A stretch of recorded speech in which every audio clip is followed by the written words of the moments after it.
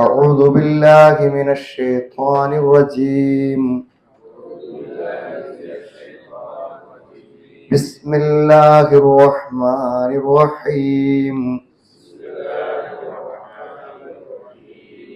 واتل عليهم نبأ ابني آدم بالحق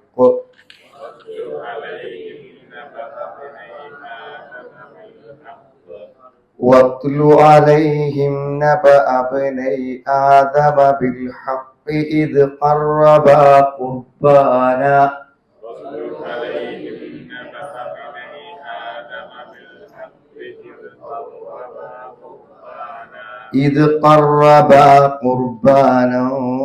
فتقبل من أحدهما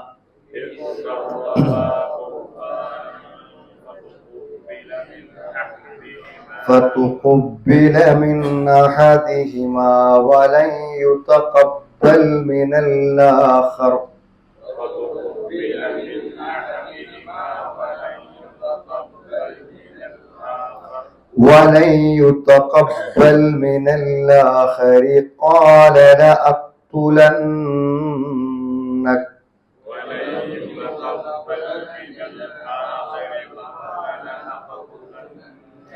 قال إنما يتقبل الله من المتقين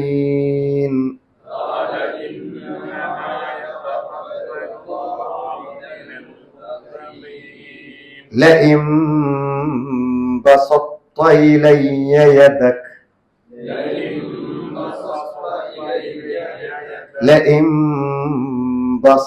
إلي يدك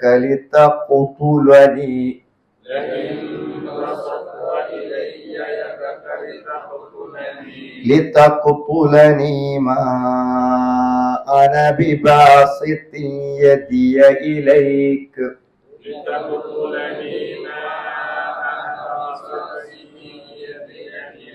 ما أنا بباسط يدي إليك لأقتلك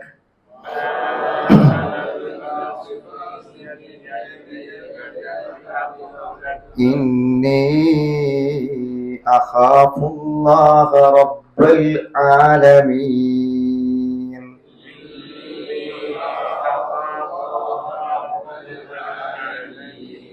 إني أريد أن تبوء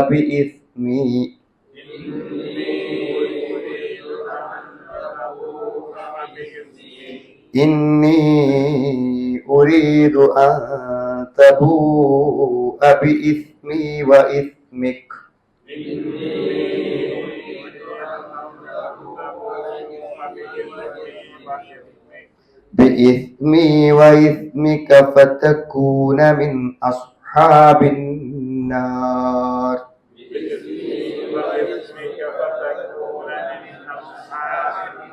وذلك جزاء الظالمين فطوعت له نفسه قتل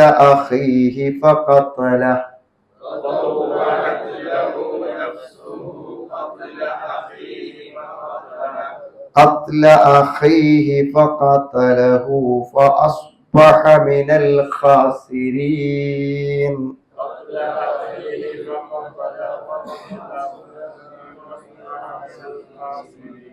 فبعث الله غرابا يبحث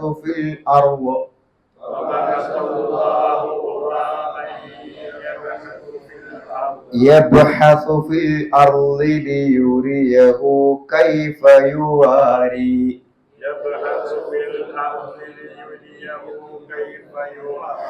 كيف يواري سوءة أخيه قال يا ويلتى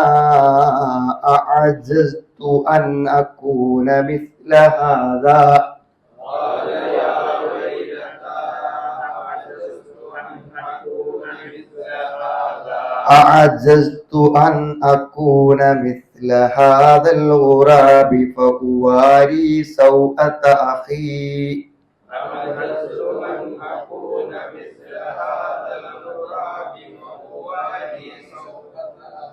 وأصبح من النادمين. അപ്പോ ഇതിപ്പോ നിങ്ങൾക്ക് ഇങ്ങനെ ഓതി കേട്ടപ്പോ തന്നെ ഏകദേശം ഇതിന്റെ ഒരു ആശയം മനസ്സിലായിട്ടുണ്ടായിരിക്കുന്നതാണ്. അതായത് വിശുദ്ധ ഖുർആനിൽ ധാരാളം കഥകൾ പറയുന്നു. കഥ എന്ന് പറയുമ്പോൾ നമ്മുടെ മനസ്സിൽ വരിക ഓരോരുത്തർ ഉണ്ടാക്കി പറയുന്ന കാര്യങ്ങളാണ്. ഖുർആനിലെ കഥകൾ എന്ന് പറഞ്ഞാൽ എന്താണ്? ബിൽഹഖ്, വളരെ സംഭവിച്ച സത്യമായ ചരിത്രങ്ങളാണ് ഖുർആൻ പറയുന്നത്. അത് നമ്മൾ ഓരോ കഥകളും നമ്മൾ പരിശോധിക്കുമ്പോൾ അതിലൊക്കെ വളരെ വിശാലമായ ഗുണപാഠങ്ങൾ ഉണ്ടാവും. അതാണ് അതിന്റെ പ്രത്യേകത. അപ്പൊ അത് നമ്മൾക്ക് ചിലപ്പോൾ നമ്മളൊരു വശം മനസ്സിലാക്കുമ്പോൾ അതായിരിക്കും അതിലെ ഒരു ഗുണപാഠം നമ്മൾ വിചാരിക്കും. പിന്നെ നമ്മൾ വേറൊരു തഫ്സീർ വായിക്കുമ്പോൾ നമുക്ക് മനസ്സിലാ ഇങ്ങനെ ഉണ്ടോന്ന് വിചാരിക്കും. അതത് അവസാനിക്കൂല. അതിന്റെ ആശയങ്ങളും അതിന്റെ ഗുണപാഠങ്ങളും ഒരിക്കലും എന്ത് ചെയ്യൂല, അവസാനിക്കൂല. അങ്ങനെ നിരന്തരമായി എന്ത് ചെയ്യും, വ്യത്യസ്തമായ ആശയങ്ങളെ നമുക്ക് നൽകുന്നതാണ് യഥാർത്ഥത്തിൽ ഖുർആനിലെ കഥകൾ എന്ന് പറഞ്ഞത്. അപ്പൊ അത്തരത്തിലുള്ള ഒരു കഥയാണ് ഇവിടെ മുഹമ്മദ് നബി സല്ലല്ലാഹു അലൈഹി വസല്ലമയോട് നമുക്ക് പറഞ്ഞു തരാൻ വേണ്ടി. നമുക്കാണ് പറഞ്ഞു തരുന്നത്. പക്ഷെ ഇതിന്റെ അപസംബോധിതരിൽ ആര് വരുന്നുണ്ട്? വേദക്കാര് വരുന്നുണ്ട്, ജൂത ക്രിസ്ത്യാനികൾ. അപ്പൊ അവരോട് ഈ കഥ പറയുന്നതിൽ ഒരു വളരെ വലിയൊരു പ്രസക്തിയും പ്രാധാന്യവും ഉണ്ട്.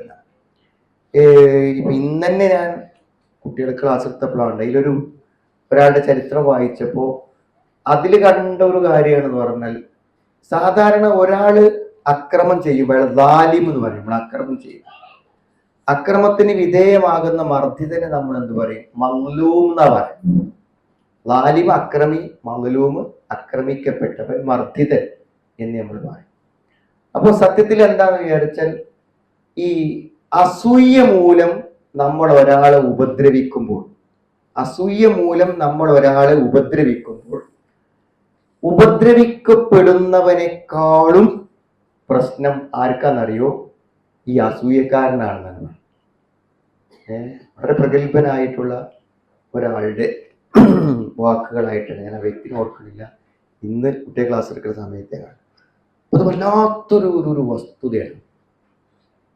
നമുക്ക് ഒരാളോടൊരു പകയോ വിദ്വേഷമോ അസൂയയോ ഉണ്ടായിക്കഴിഞ്ഞാൽ ഓനെ ശരിയാക്കിയതിനെ പറ്റി ആലോചിച്ച് നമ്മൾ ഉരുകി തീരും. മനസ്സിലായി? ഇനിയിപ്പോ എപ്പോഴെങ്കിലും ഇപ്പൊ നമ്മൾ വല്ലാതെ ആസൂത്രണം ചെയ്ത് നമ്മൾ എന്തെങ്കിലുമൊക്കെ ഒരു ഇടങ്ങേറ് ഒരു വരുത്തി വിചാരിച്ചു, അത് സംഭവിക്കുന്ന ഒരു നിമിഷം നമുക്ക് ചെറിയൊരു സമാധാനം കിട്ടി തരും. പിന്നെ അതാണ് കഴിഞ്ഞാൽ നമ്മളെ മനസ്സ് നമുക്ക് ഒരു സമാധാനം തരും, ജീവിതകാലം മുഴുവൻ സമാധാനം തരില്ല. ഇല്ലാമൻ അത്തല്ലാഹ ബി ഖൽബിൻ സലീം എന്ന് പറയും സൂറത്തു ഫാത്തിർ. അവിടെ ആ സലീം എന്നുള്ളതിനെ കുറിച്ച് പറഞ്ഞപ്പോ അവിടെ വിശദീകരിക്കണം ഇബ്രാഹിം നബി വഴി, ഒരു മനുഷ്യനോടൊരു അസൂയ ഇല്ലാത്ത ഹൃദയം, ഒരു നിലക്കൊരു വ്യക്തിയോട് ഒരു അസൂയ ഇല്ലാത്ത കാര്യം. ഈ കഴിഞ്ഞ ദിവസം ഒരാളുടെ ഒരു പ്രഭാഷണത്തിൽ ഞാൻ ഇതേപോലെ കേട്ടു. അയാൾ പറഞ്ഞത്, നമ്മൾ ഇന്ന് പറഞ്ഞ സംസാരം, ഇന്ന് നമ്മൾ പറഞ്ഞ വർത്തമാനം, അതിന്റെ ഏകദേശം ഒരു 90% എന്തായിരിക്കും അറിയും? മറ്റുള്ളവരെ കുറിച്ചുള്ള നക്കതായിരിക്കും, നിരൂപണമായിരിക്കും. നമ്മൾ പറയുന്നതിന്റെ ഏറ്റവും വലിയ അധികവും നമ്മൾ പറഞ്ഞ സബ്ജക്റ്റുകൾ നമ്മൾ എടുത്തു നോക്കിയാൽ അത് മറ്റുള്ളവരെ കുറിച്ചുള്ള എന്തായിരിക്കും? നിരൂപണമായിരിക്കും. നമ്മുടെ കുടുംബക്കാര്, ബന്ധുക്കൾ, സുഹൃത്തുക്കൾ, പാർട്ട്നേഴ്സ്, അതേപോലെ തന്നെ രാഷ്ട്രീയക്കാര്, ഭരണാധികാരികൾ, ഇങ്ങനെ മറ്റുള്ളവരെ കുറിച്ചുള്ള നിരൂപണമായിരിക്കും നമ്മൾ പറയുന്നതിന്റെ ഭൂരിഭാഗവും എന്നാണ് പറയുന്നത്. സത്യത്തിൽ അവരൊക്കെ നമ്മളെ പോലുള്ള ഒരു വ്യക്തിയാണ്.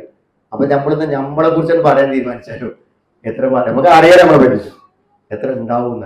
പക്ഷെ നമ്മളെ പറ്റി ചിന്തിക്കുന്നേ ഇല്ല, ആലോചിക്കുന്നേ ഇല്ല, അവലോകനം നടത്തുന്നേ ഇല്ല. നമ്മുടെ അബദ്ധങ്ങളെയോ സുബന്ധങ്ങളെയോ നമ്മൾ വിലയിരുത്തുന്നില്ല, ഗുണപാഠം ഉൾക്കൊള്ളുന്നില്ല. നമ്മൾ വേറുള്ള ആളുകളെ കുറിച്ചാണ് നമ്മൾ എന്ത് ചെയ്യുന്നത്? നിരന്തരമായി നമ്മൾ പറഞ്ഞുകൊണ്ടിരിക്കുന്നത് എന്നാണ്. അതിനുള്ള അടിസ്ഥാനപരമായ ഒരു കാരണം എന്ന് പറഞ്ഞാൽ എന്താണ്? അസൂയ. നമ്മളല്ലാത്തൊരാളും നന്നായി കൂടാന്നുള്ളതാണ് മനസ്സിന്റെ ഉള്ളിലുള്ള ഒരാഗ്രഹം എന്നാണ്. മറ്റുള്ളവരൊക്കെ മോശമാണ്, ശരിയല്ല, ഇനി എന്തെങ്കിലും നന്മകൾ ഒരാൾക്ക് ഉണ്ടെങ്കിൽ തന്നെ അതുകൊണ്ട് എന്തെങ്കിലും പിന്നെ നെഗറ്റീവുകൾ പറഞ്ഞിട്ട് നമ്മൾ മനസ്സിനൊരു സമാധാനം കൊടുക്കും. ഇനിയിപ്പോൾ അങ്ങനെയൊക്കെ ചെയ്യുന്നുണ്ടെങ്കിലും ഒരു വേറെ കുറെ കുഴപ്പമുണ്ട് പറയുമ്പോൾ നമുക്കതിന് ഒരു സമാധാനമാണ്. അങ്ങനെ ഒരു സമാധാനം കിട്ടും എന്നാണ് പറയുന്നത്.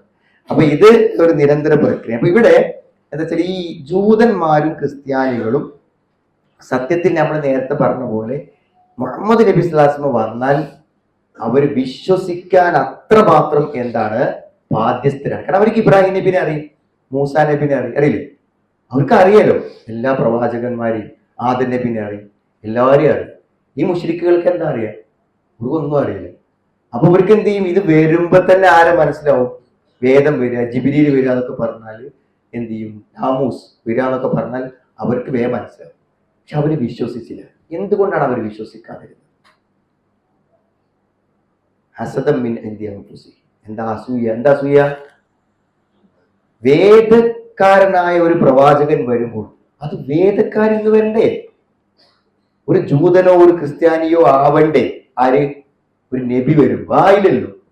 അതുകൊണ്ട് വേണ്ടാന്ന് ആണ് തീരുമാനിച്ചു. അതാണ് അസൂയ. ഞമ്മക്കല്ലെങ്കിൽ നേരാകണ്ട, നമ്മളിൽ നിന്ന് അല്ലെങ്കിൽ എന്ത് ചെയ്യണ്ട, നേരാകണ്ട എന്നുള്ള തത്വത്തിലാണ് ഇവർക്ക് പറഞ്ഞു കൊടുക്കാണ് അസൂയന്റെ കഥ. അസൂയന്റെ കഥ എന്താണ് നമുക്കറിയാലോ. ആരാണ്? ആദം നബിന്റെ 2 മക്കൾ. ഇബിനെ ആദം എന്ന് പറയുമ്പോൾ ആദം നബിന്റെ 2 മക്കൾ. നമ്മളൊക്കെ ബനി ആദമല്ലേ? അതിന്റെ അർത്ഥം നമ്മൾ ആദം നബിക്ക് പിറന്നതാണെന്നാണ്. അങ്ങനെയാണോ 2 ആളുകൾ? ചില മുഫസ്സിരീങ്ങൾ അങ്ങനെ പറഞ്ഞു, 2 മനുഷ്യന്മാര്. അതിലേറെ നല്ലത് ആദം നബിന്റെ മക്കൾ എന്ന് പറയരുത്. കാരണം വേറെ ആരുമില്ല. മാത്രല്ല അവരിതുവരെ ഒരു മരണം കണ്ടിട്ടില്ല. അതുകൊണ്ടല്ലേ സഹോദരനെ കൊന്നപ്പോ ആകെ ബേജാറായത്? അതുകൊണ്ടാണ്. അപ്പോ ആദ്യത്തെ ആളുകളാണ് അവർ. അപ്പൊ ആദം നബിന്റെ 2 മക്കൾ. അപ്പൊ 2 മക്കള് എന്ത് ചെയ്തു? അപ്പൊ അവര് ഒരു കുർബാന നടത്തി. കുർബാന എന്ന് പറഞ്ഞാൽ അള്ളാഹുവിന്റെ സാമീപ്യം കിട്ടാൻ വേണ്ടിയിട്ട് എന്തെങ്കിലും ഒരു സാധനം എന്ത് ചെയ്യുക, ഒരു ദാനം ചെയ്യുക. അത് അള്ളാഹ്ക്കാണെന്ന് പറയാം. അപ്പൊ എന്താ വെച്ചാൽ ആ കുർബാൻ സ്വീകരിച്ചിട്ടുണ്ടോ അല്ലേ എന്ന് അറിയുന്നതാണ് അന്നത്തെ കണക്ക്, അന്നത്തെ ഒരു ആചാരമാണ്. അപ്പൊ ഒരാളൊരു ആടിനെയാണ് കൊടുത്തത്, വേറൊരാളൊരു കൃഷി വസ്തുവാണ് കൊടുത്തത്. അപ്പൊ ഇത് സ്വീകരിക്കപ്പെട്ട് കഴിഞ്ഞാൽ ആ സാധനം കരിഞ്ഞു പോകുന്നു. അള്ളാഹു സ്വീകരിച്ചാൽ ആ വസ്തു എന്ത് ചെയ്യും? കരിഞ്ഞു പോകുന്നതാണ് അവരുടെ വിശ്വാസം. ഇതിനൊന്നും ഒരു അടിസ്ഥാനമില്ല കേട്ടോ. അന്നത്തെ കഥകളായിട്ട് ബൈബിളൊക്കെ വെച്ചിട്ട് പറയുന്ന കാര്യങ്ങളാണ്. നമുക്കിപ്പോ ഈ കഥന്റെ ഗുണപാഠം കിട്ടാൻ ഇതിന്റെ ഒന്നും ആവശ്യങ്ങളില്ല. ഇത്തരം വിശദമായിട്ട് പോകേണ്ട കാര്യമില്ല. പക്ഷെ അങ്ങനെയൊക്കെ ഇതിൽ പറയുന്നുണ്ട് എന്തായാലും. അപ്പൊ അവസാനം എന്താ വെച്ചാൽ ഒരാളത് സ്വീകരിച്ചു, ഒരാളത് സ്വീകരിച്ചില്ല. അപ്പൊ സ്വീകരിക്കപ്പെട്ടവനോട് സ്വീകരിക്കാത്തവൻ എന്തുണ്ടായി? അസൂയ ഉണ്ടായി എന്നാണ് നമുക്കിത് മനസ്സിലാക്കാം. അപ്പൊ അസൂയ ഉണ്ടായപ്പോൾ അവരത് സഹിക്കാൻ പറ്റണില്ല. അപ്പൊ അവരെന്ത് വെച്ചാൽ തന്റെ സഹോദരൻ, പിന്നെ ഒരാൾ കാബീലാണ്, ഒരാൾ ഹാബീലാണെന്നാണ് മുഫസ്സിരീങ്ങളൊക്കെ പറയുന്നതും സാധാരണ കാണുന്നതാണ്. ഇതൊരു സ്വീകാര്യമായ സംഗതിയാണ്. അപ്പൊ ഈ കാബീൽ എന്ന് പറയുന്നത് കൊന്ന വ്യക്തിയാണ്, ഹാബീൽ എന്ന് പറയുന്നത് കൊല്ലപ്പെട്ട വ്യക്തിയാണ്. അപ്പോ ഈ കൊല നടത്തുന്നത് വരെ അയാൾക്ക് കൊല ചെയ്യാനുള്ള ഒരു മനസ്സ് അദ്ദേഹത്തിനുണ്ടായി. കാരണം അസൂയക്ക് പറ്റുന്നതാണ്. ജീവിതത്തിൽ ഒരിക്കലും കൊല നിർവഹിക്കാത്ത ആളാണ്. മനസ്സിലാക്കണം. ജീവിതത്തിൽ ഒരിക്കലും ഒരു കൊലപാതകം ചെയ്തിട്ടില്ല. ഒരു ക്രിമിനൽ പശ്ചാത്തലമല്ല എന്നുള്ളത് വലിയൊരു പോസിറ്റീവാണ്. കോടതിയിലൊക്കെ വിചാരണ ചെയ്യുമ്പോൾ മുമ്പ് ഒരു കൊലപാതകം നടത്തിയിട്ടില്ലെങ്കിൽ എന്താ വെച്ചാൽ അയാൾക്ക് ഒരു ജാമ്യം കിട്ടാനുള്ള വകുപ്പുണ്ടെന്നാണ് പറയുന്നത്. അപ്പോൾ ഇതുവരെ ഒരു കൊലപാതകം നടത്തിയിട്ടില്ല. രണ്ടാമത്തെ ഒരു കാര്യം എന്ന് പറഞ്ഞാൽ എന്താണ്? ഇനി ഈ കൊലപാതകം ചെയ്യേണ്ടത് ആരെയാണ്? സ്വന്തം സഹോദരനെയാണ്. അതും കുറച്ച് ഇടങ്ങേറുള്ള പരിപാടിയാണ്. കൊല്ലുക പറഞ്ഞാൽ ആരാണ്? സഹോദരനെ കൊല്ലുക പറഞ്ഞാൽ. പിന്നെ മാത്രല്ല ആശ്രയിക്കാൻ ഒരു 1000 ആൾക്കാരൊന്നും നാട്ടിലില്ല. ആകെ ഇവരല്ലേ ഉള്ളൂ തമ്മിൽ ജീവിക്കാൻ. അതിന്ന് ഒരാൾ പോയാൽ അത് ചെറിയ നഷ്ടമല്ല, വലിയ നഷ്ടമാണ്. ഇങ്ങനെയൊക്കെ ആയിട്ടും ഇയാളെ കൊല്ലാൻ എന്ത് ചെയ്തു? സാധിച്ചു. അതാണ് വല്ലാത്തൊരു കാര്യം. അപ്പോ അതിനുള്ള ഏക ശക്തി എന്താണ്? ആ അസൂയയിൽ അയാളെ ഉന്മൂലനം ചെയ്തേ അടങ്ങൂ എന്ന മനസ്സാണ്. അപ്പോ അങ്ങനെ പറ്റുന്നതാണ്. അങ്ങനത്തെ അസൂയ പോലുള്ള വികാരങ്ങൾക്ക് എന്ത് ചെയ്യാൻ പറ്റും? ജീവിതത്തിൽ ഒരിക്കലും ഒരു കൊലപാതകവും ചെയ്യാത്ത ആൾക്കാർക്ക് എന്ത് ചെയ്യാൻ പറ്റും? ഒരു കൊലപാതകയാകാനും അക്രമിയാകാനും ഒക്കെ പറ്റുന്നതാണ്. അതുകൊണ്ടാണ് പലപ്പോഴും ഈ അസൂയക്കാർ വിഷം കൊടുക്കും അല്ലെ, മറ്റുള്ളവർക്ക് വിഷം കൊടുക്കും. ഇവര് എത്രയോ അയൽപക്കത്തെ കുട്ടി ആ വീട്ടിനോടുള്ള വിദ്വേഷത്തിലെത്തിയതു അവിടുത്തെ പിഞ്ചു പൈതലിനെ വിഷം കൊടുത്തു കൊന്നു. ആ കുട്ടി മരിച്ചിട്ട് ഇവര് കരയിന് കാണുമ്പോൾ സമാധാനമല്ല. അത്രമാത്രം ക്രൂരമാകാൻ എന്തിനു പറ്റും? അസൂയക്ക് പറ്റും. അപ്പോ ആ അസൂയയാണ് ഇവരെ സന്മാർഗത്തിന് അകറ്റിയത്, പ്രവാചകനെ വിശ്വസിക്കാൻ അവരെ പിന്തിരിപ്പിച്ച കാര്യമാണ്. അതുകൊണ്ട് അസൂയക്കാരൻ അവസാനം എന്താ സംഭവിക്കുക എന്ന് ഇവർക്കൊന്ന് പറഞ്ഞു കൊടുക്കി. എന്താണ് അസൂയക്കാരൻ എന്ത് ചെയ്യും? അവസാനം ഏറ്റവും വലിയ ദുരന്തത്തിൽ, ദുനിയാവും ആഖിറവും നഷ്ടപ്പെട്ട ഒരു വലിയ ദുരന്തത്തിന്റെ പ്രതീകമായി മാറും എന്ന കഥ പറഞ്ഞു കൊടുക്കാൻ വേണ്ടി പറയാണ്. വത്ലു അലൈഹിം നബഅ ബനി ആദം, വത്ലു അലൈഹിം അവർക്ക് നീ ഓതി കൊടുക്കുക, ഐ ഖസ്സ അലന്നാസ് ജനങ്ങളുടെ മേൽ നീ എന്ത് ചെയ്യുക? പറഞ്ഞു കൊടുക്കുക. വഅഖ്ബിറുഹും അവർക്ക് നീ അറിയിച്ചു കൊടുക്കുകയാണ്. അല്ലത്തി ജറത് അലൈ ബനി ആദം ബിൽ ഹഖ്, ശരിക്കും ആദമിന്റെ 2 മക്കൾക്ക് സംഭവിച്ച ഒരു കഥ നീ പറഞ്ഞു കൊടുക്കുക. തിലാവത്തൻ യഅ്തബിറു ബിഹിൽ മുഅ്തബിറൂൻ, ഗുണപാഠം ഉൾക്കൊള്ളുന്നവർക്ക് ഗുണപാഠം ഉൾക്കൊള്ളാൻ പറ്റുന്ന രൂപത്തിൽ അത് പറഞ്ഞു കൊടുക്കുക. സിദ്ഖല്ല കദിബൻ, സത്യമായ കഥ കേട്ടോ, ഒരു തമാശയല്ല, കാര്യമായിട്ടുള്ള. എന്താണ്? ആദം നബി അലൈഹി സ്വലാമിന്റെ സുൽബിൽ നിന്നുള്ള 2 മക്കളാണ്. ഇബ്നൈ ആദം. ആരാണ്? ഇബ്നൈനി, ഇതാണ് ഇബ്നൈ ആദം, ആദമിന്റെ 2 പുത്രന്മാർ. എന്താണ് അവർ ചെയ്തത്? ഇത് ഖറബ ഖുർബാൻ, ഇത് ഖറബ ഖുർബാൻ. അവർ 2 പേരും ഒരു ബലി നടത്തിയ സന്ദർഭം. ഖുർബത്ത് എന്ന സാമീപ്യത, അള്ളാന്റെ പൊരുത്തവും ഇഷ്ടവും കിട്ടാൻ വേണ്ടിയുള്ള പ്രവർത്തിക്ക് തന്നെയാണ് ഖറബ ഖുർബാൻ. അവരെന്ത് ചെയ്തു? 2 പേരും ചില ബലികർമ്മം നടത്തിയ സന്ദർഭം. അപ്പൊ അവിടെ എന്താണ് ഈ ഖുർബാൻ എന്ന് പറഞ്ഞാൽ? അഖ്റജ കുല്ലു മിൻഹുമാ ശൈഅൻ മിൻ മാലിഹി ലിഖസ്തി തഖർറുബി ഇലല്ലാഹ്, അള്ളാഹുവിന്റെ സാമീപ്യം കിട്ടാൻ വേണ്ടി നമ്മുടെ സ്വത്തിൽ നിന്നും നമ്മൾ എന്തെങ്കിലും ഒന്ന് കൊടുക്കുക. അതാണ് ഈ ഖുർബാന എന്ന് പറഞ്ഞത്. ഫതുഖുബ്ബില മിൻ അഹദിഹിമാ, അഹദിഹിമ അവർ 2-ൽ ഒരാളിൽ നിന്നും, ഫതുഖുബ്ബില അതെന്ത് ചെയ്തു? സ്വീകരിക്കപ്പെട്ടു. ഒരാളിൽ നിന്നും സ്വീകരിക്കപ്പെട്ടു. വലം യുതഖബ്ബൽ മിനൽ ആഖർ, അടുത്ത ആളിൽ നിന്ന് എന്ത് ചെയ്തില്ല? അത് സ്വീകരിച്ചില്ല. എങ്ങനെ സ്വീകരിച്ചു സ്വീകരിച്ചില്ല എന്ന് എങ്ങനെ അറിയാം? എന്താണ്? അത് ഉപരിലോകത്തുനിന്ന് വിവരം കിട്ടുന്നതാണ്. അത് ആദ്യത്തെ സ്ഥാപിക്ക മുമ്പുള്ള സമുദായങ്ങളിൽ എങ്ങനെയെന്ന് വെച്ചാൽ ഇത് സ്വീകരിച്ചിട്ടുണ്ടെങ്കിൽ എന്ത് ചെയ്യും? ആകാശത്ത് എന്ത് ചെയ്യാം? നാറുമിനസമ, ആകാശത്ത് തീ വന്നിട്ട് എന്ത് ചെയ്യും? ഇത് കരിച്ചു കളയുക. എന്തെങ്കിലും ഒരു അടയാളം കാണുന്നതാണ് സ്വീകരിച്ചോ ഇല്ലെന്ന് അറിയാൻ വേണ്ടിയിട്ട്. അപ്പൊ അങ്ങനെ സ്വീകരിച്ചോ ഇല്ലെന്ന് എന്തായാലും ഒരു അറിഞ്ഞു. ഒരാളത്തെ സ്വീകരിച്ചിട്ടുള്ള അത് സ്വീകരിച്ചിട്ടില്ല എന്നുള്ള വിവരം കിട്ടി. വലയുത്തക്കബൽ മിലാഹരി കാല. അപ്പൊ ആരാ ഈ കാല? അതായത് കാബീൽ, അതായത് അൽ ഇബ്നുല്ലദീ ലം യുതഖബ്ബൽ മിൻഹു, സ്വീകരിക്കപ്പെടാത്തത് കേട്ടോ. അവൻ മറ്റവനോട് എന്താണ്? ലിൽ ആഖിരി ഹസദൻ വ ബഗിയൻ, അയാളുടെ അസൂയ കൊണ്ട് അവൻ പറഞ്ഞു ലഅഖ്തുലന്നക, ലഅഖ്തുലന്നക, നിന്നെ ഞാൻ കൊല്ലുക തന്നെ ചെയ്യും, ഞാൻ നിന്നെ കൊന്നിരിക്കും. ഖാല ഇന്നമാ യതഖബ്ബലുല്ലാഹു മിനൽ മുത്തഖീൻ. ഇത് എന്നെ കൊല്ലണേ, ഇത് സ്വീകരിക്കണത് ആരാണ്? അല്ലല്ലേ. ബലി കൊടുക്കുക എന്നുള്ളത് ഞാനും നീയും ചെയ്തു, പക്ഷെ സ്വീകരിക്കുക എന്നുള്ളത് ആരതാണ്? അതിന് ഇന്നേറ്റെന്താ പ്രശ്നം?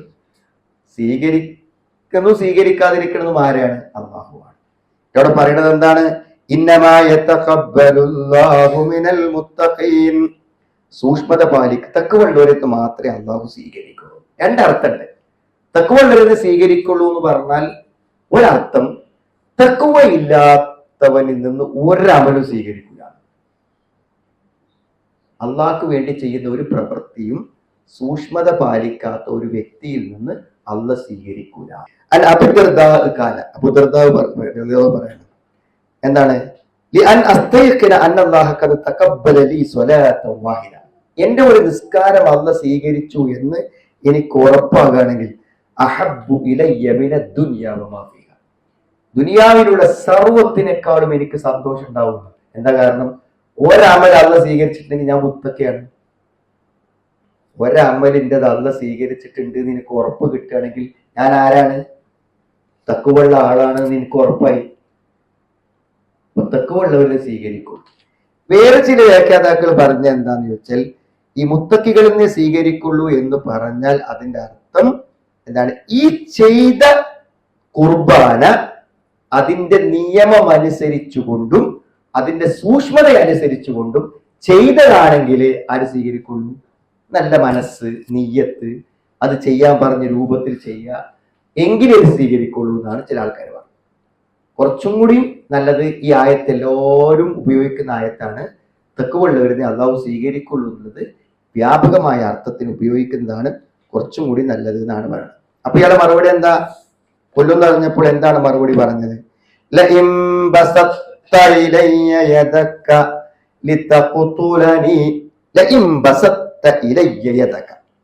നിന്റെ കൈ എന്താണ്? എന്നെ കൊലപ്പെടുത്താൻ വേണ്ടി എന്റെ നേരെ നിന്റെ കൈ നീ നീട്ടിയാൽ, ലിതഖ്തുലനി, എന്നെ കൊല്ലാൻ വേണ്ടി, മാ അന ബിബാസിത്തി, ഞാൻ നീട്ടുന്നവനല്ല, യദിയ, എന്റെ കൈ, ഇലൈക, നിന്നിലേക്ക്, ലാഖ്തുല, നിന്നെ കൊല്ലാൻ വേണ്ടിയിട്ട് ഞാൻ എന്ത് ചെയ്യൂല? നിന്നെ കൊല്ലാൻ വേണ്ടി എന്റെ കൈകൾ ഞാൻ നിന്നിലേക്ക് നീട്ടൂല. നീ എന്നെ കൊന്നാലും ഞാൻ തിരിച്ചൊന്നും ചെയ്യൂല. നീ എന്നെ കൊന്നോ, ഞാൻ എന്നെ തിരിച്ചൊന്നും ചെയ്യൂല. തിരിച്ചൊന്നും ചെയ്യാതിരിക്കണത് എന്തുകൊണ്ടാ? എനിക്ക് ശക്തിയില്ലാഞ്ഞിട്ടോ, എനിക്ക് നിന്നെ പ്രതിരോധിക്കാൻ കഴിയാഞ്ഞിട്ടോ ഒന്നുമല്ല. എന്താണ്? ഞാനും നിന്നുമായി ഏറ്റുമുട്ടി നിനക്ക് എന്തെങ്കിലും സംഭവിച്ചാൽ ഇന്നി അഖാഫുല്ലാഹ റബ്ബൽ ആലമീൻ, ലോകരക്ഷിതാവായ അള്ളാഹുവിനെ ഞാൻ ഭയപ്പെടുന്നു. അതാണ് കാരണം.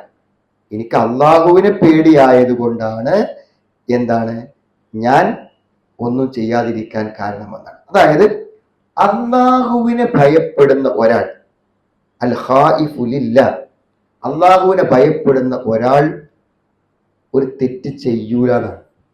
പ്രത്യേകിച്ചും ഖുസൂസൻ അദ്ദുനൂബൽ കിബാർ, ഒരു മഹാപാപം ചെയ്യാൻ പടച്ചോനെ പേടിയിൽ ഒരാൾക്ക് കഴിയൂലെന്ന് പറയും. ഒരു കൊലപാതകം, അല്ലെങ്കിൽ ഒരു വ്യഭിചാരം, അല്ലെങ്കിൽ ഒരു പലിശ, അല്ലെങ്കിൽ മഹാപാപങ്ങളുണ്ടല്ലോ. ഈ അനാഥന്റെ സ്വത്ത് പൂജിക്കുക, മറ്റുള്ളവരുടെ പണം അപഹരിക്കുക, ഇതൊന്നും ആർക്ക് കഴിയൂലെന്നാണ്? ഒരു അള്ളാഹിനെ ഭയപ്പെടുന്ന ഒരാൾക്ക് ചെയ്യാൻ കഴിയും. അങ്ങനെ ഒരാൾ ചെയ്യുന്നുണ്ടെങ്കിൽ അവൻ അള്ളാഹുവിനെ ഭയപ്പെടാത്ത വ്യക്തിയാണ് എന്നാണ് അതിൻ്റെ അർത്ഥം. അതുകൊണ്ട് ഇതിന്റെ വ്യാഖ്യാനത്തിൽ പറയാം. ഇതിട്ടോ ഇന്നി ഉരീദു അൻ തബൂഅ ബിഇസ്മി വഇസ്മിക ഫതകൂന മിൻ അസ്ഹാബിൻ നാർ. ഇന്നി ഉരീദു, തീർച്ചയായും ഞാൻ ഉദ്ദേശിക്കുന്നു, അൻ തബൂഅ, നീ മടങ്ങണമെന്ന് ഞാൻ ഉദ്ദേശിക്കുന്നു, ബിഇസ്മി, ഇസ്മുൻ, കുറ്റം, ബിഇസ്മി, എന്റെ കുറ്റവും കൊണ്ട്, വഇസ്മിക, നിന്റെ കുറ്റവും കൊണ്ട്, എന്റെയും നിന്റെയും കുറ്റം കൊണ്ട് നീ മടങ്ങണമെന്ന് ഞാൻ എന്ത് ചെയ്യുന്നു? ഉദ്ദേശിക്കുന്നു. എങ്ങനെയാണ് എന്റെയും നിന്റെയും കുറ്റവും കൊണ്ട് നീ മടങ്ങണം? പഠിച്ച് ഒരാളുടെ പാപഭാരം ഒരാൾ വഹിക്കൂല. കാബീലിന്റെ തെറ്റ് വഹിച്ചാൽ പോലെ ഹാബീലിന്റെ തെറ്റും കൂടി വഹിക്കേണ്ടതുണ്ട്. അതിന് പണ്ഡിതന്മാർ കുറേ വ്യാഖ്യാനങ്ങൾ പറഞ്ഞിട്ടുണ്ട്.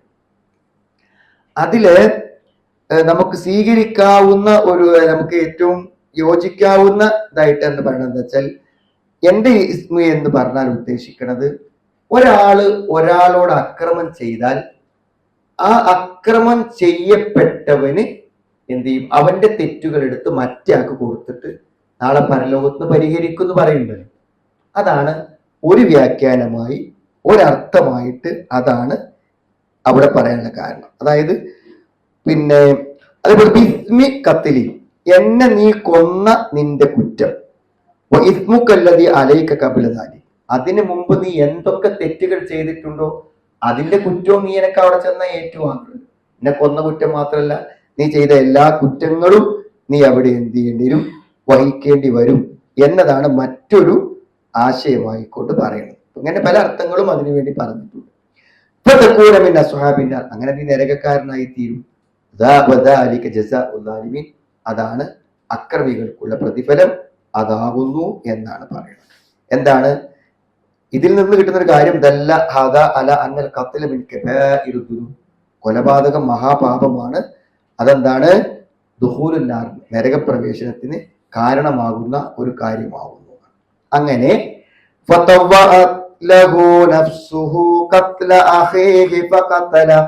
അങ്ങനെ എന്നിട്ട് എന്ത് ചെയ്തു? ആ ബലി സ്വീകരിക്കപ്പെടാത്ത കാബീലുണ്ടല്ലോ, അവൻ എന്ത് ചെയ്തു? തന്റെ സഹോദരനെ കൊല്ലുന്നതിന് അവന്റെ മനസ്സ് വഴങ്ങിക്കഴിഞ്ഞു. അവന്റെ മനസ്സെന്ത് ചെയ്തു? വഴങ്ങി. ഒരു തെറ്റു ചെയ്യാൻ നമ്മുടെ മനസ്സ് വഴങ്ങണമെങ്കിൽ നല്ല പണിയാണ്. അപ്പൊ നമ്മൾ എന്തെങ്കിലും തെറ്റ് ചെയ്യുന്നുണ്ടെങ്കിൽ ആ തെറ്റിന് നമുക്ക് എന്ത് ചെയ്യാണ്? ഒരു ന്യായം മനസ്സുണ്ടാക്കി തരണം. അല്ലാതെ നമുക്കൊരു തെറ്റ് ചെയ്യാൻ എന്താവൂല, കഴിയൂല. എന്തെങ്കിലും ഒരു ന്യായം നമുക്ക് ഉണ്ടാക്കി തരും. ഇനി ഒന്നുമില്ലെങ്കിൽ അല്ലാഹ് ഗഫൂർ അല്ലേ എന്നെങ്കിലും അവസാനം എന്ത് ചെയ്യും?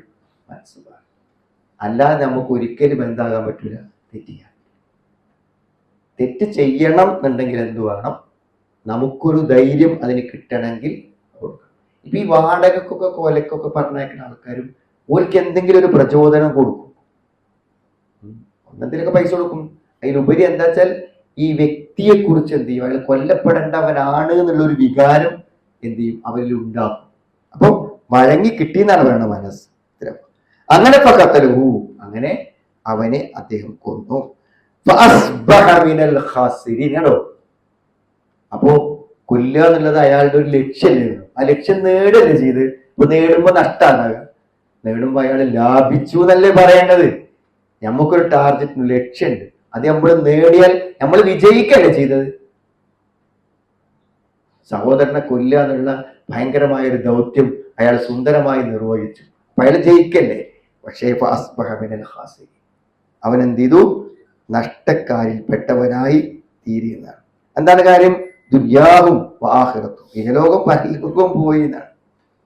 അതെ, ഇവന്റെ നഷ്ടം എന്ന് പറഞ്ഞാൽ ചില്ലറ നഷ്ടമല്ല. ഇവൻ നഷ്ടം ഇന്നിപ്പോ നമ്മൾ ഈ ക്ലാസ് എടുക്കുമ്പോൾ ഒരു കൊലപാതകം നടന്നാൽ ആ കൊലപാതകത്തിന്റെ കുറ്റവും കൂടി ആർക്ക് കിട്ടും? കാബീലിന് കിട്ടുന്നതാണ്. അപ്പൊ ചെറിയ നഷ്ടമല്ല.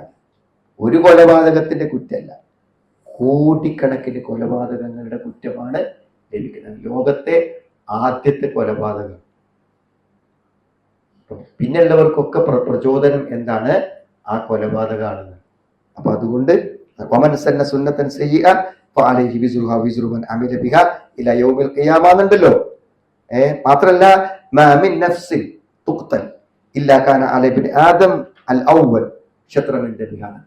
ആരെങ്കിലും എവിടെയെങ്കിലും ഒരാൾ കൊല്ലപ്പെടുകയാണെങ്കിൽ അതിനൊരു പങ്ക് ആർക്കുണ്ടാവും? ആദമിന്റെ പുത്രനുണ്ടായിരിക്കുന്നത്. അഊദു ബില്ലാഹി മിനശ് ശൈത്വാനിർ റജീം. ബിസ്മില്ലാഹിർ റഹ്മാനിർ റഹീം. വത്ലു അലൈഹിം നബഅ ഇബ്നൈ ആദമ ബിൽ ഹഖ്.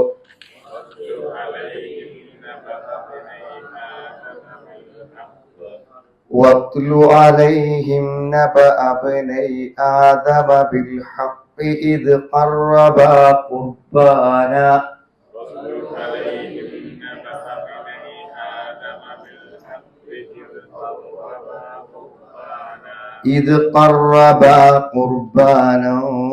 فتقبل من أحدهما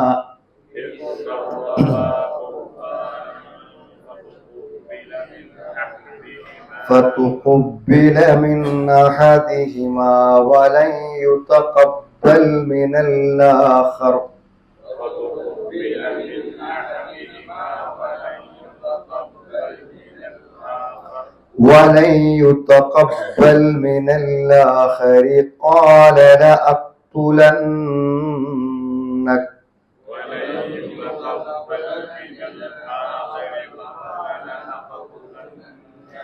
قال إنما يتقبل الله من المتقين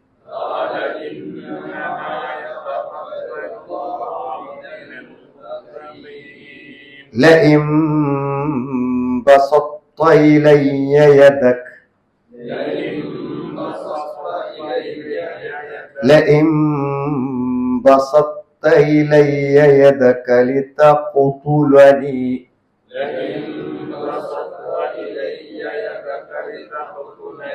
لتقتلني ما أنا بباسط يدي إليك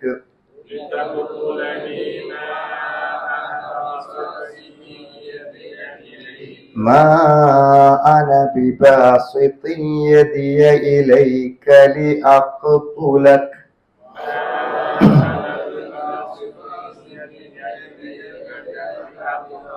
إني أخاف الله رب العالمين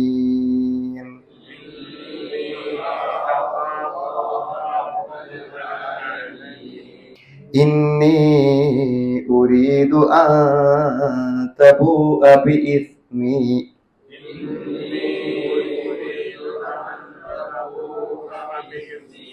إني أريد أن تبوء بإثمي وإثمك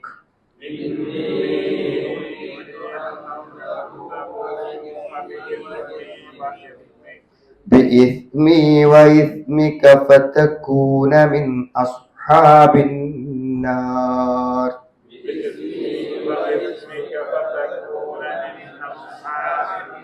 وذلك جزاء الظالمين فطوعت له نفسه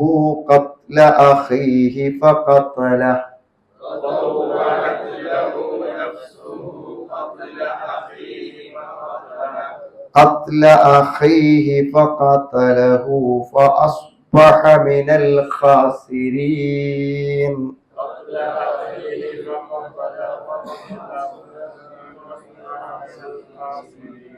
فبعث الله غرابا يبحث في الأرض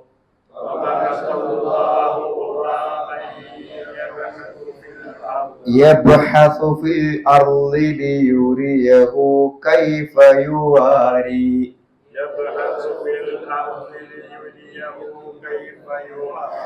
كيف يواري سوءة أخيه قال يا ويلتى أعجزت أن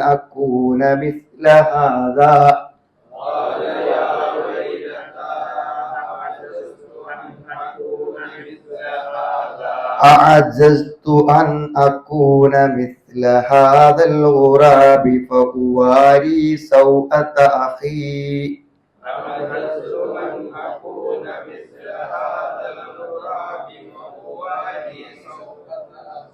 وأصبح من النادمين